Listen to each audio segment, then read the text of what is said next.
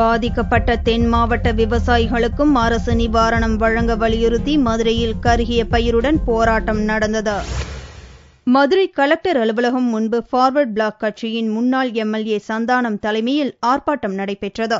வரலாறு காணாத வறட்சியால் பாதிக்கப்பட்டுள்ள தென் மாவட்டங்களை வறட்சி பகுதியாக அறிவிக்க வேண்டும் என்று ஆர்ப்பாட்டத்தில் கையில் கருகிய பயிருடன் கலந்து கொண்டவர்கள் வலியுறுத்தினர். காவிரி டெல்டா பகுதிகளுக்கு அடுத்து மிகப்பெரிய பாசன பகுதியாக முல்லை பெரியாறு, வைகை பாசன பகுதிகள் விளங்குவதாகவும் காவிரி டெல்டா பகுதிகளுக்கு இணையான இழப்பீடு வழங்க வேண்டும் என்றும் கோரிக்கை விடுக்கப்பட்டது. காவிரி டெல்டா பகுதியிலே எப்படி அரசாங்கம் அந்த விவசாயிகளுக்கு இழப்பீடு தொகை வழங்குகிறதோ அதே தொகையை இந்த பகுதியிலே இருக்கின்ற விவசாயிகளுக்கும் வழங்க வேண்டும்.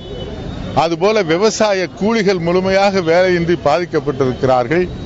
அவர்களுக்கும் உடனடியாக காவிரி டெல்டா பகுதியிலே இருக்கின்ற விவசாயிகளுக்கு வழங்கிய இந்த ஆர்ப்பாட்டத்தில் மதுரை, சிவகங்கை, ராமநாதபுரம், விருதுநகர், நெல்லை, தேனி ஆகிய மாவட்டங்களைச் சேர்ந்த அகில இந்திய பார்வர்ட் பிளாக்கை சேர்ந்த நிர்வாகிகள் மற்றும் உறுப்பினர்கள் கலந்து கொண்டனர்.